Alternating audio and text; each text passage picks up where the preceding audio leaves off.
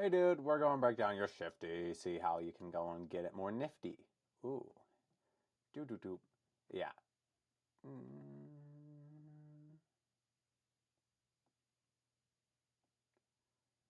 Nice. So, things I like, you're going and leaving off your tail. That's awesome. Maintaining contact the whole way. You're not lifting your legs preemptively. What's awesome. And you're landing both feet at the same time in a really good stack position. So that's all really good. So let's talk about how we can go and get more power out of this bad boy because there's more power to be had. Let's zoom it in. And first, with the pop. So see how you're going and extending your legs? Here, you're fully extended before your board's off the lip. This is why you're not actually going and getting any height out of a jump because instead of going and extending your legs, instead you're preemptively doing that shifty. See how your board's starting to shifty off the lip? So what you need to do is just delay your motion. Everything else is fine.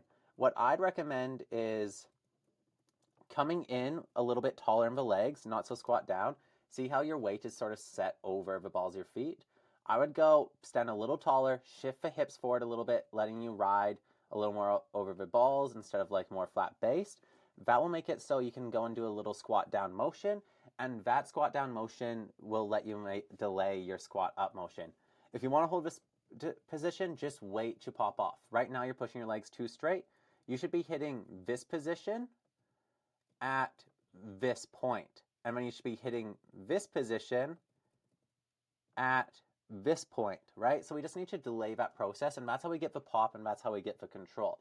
So the only change you need to do is first, you could start a little bit straighter. That way you could do a little bit of a squat down and then lift, because if you go through a bigger jump through the spoon with your legs too bent, it's going to G you out and it's going to be hard to control.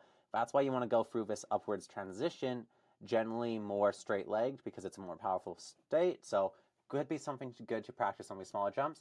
And then you need to make sure that you're only hitting your max extension as your tail snaps off the end.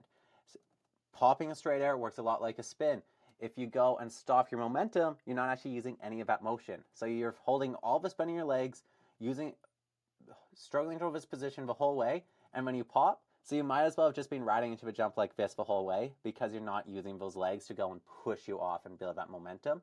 So do that. Build that momentum, push off, make sure that you're finishing your extension as you leave the lip, and that will give you more air time that you can then go and control your shifty.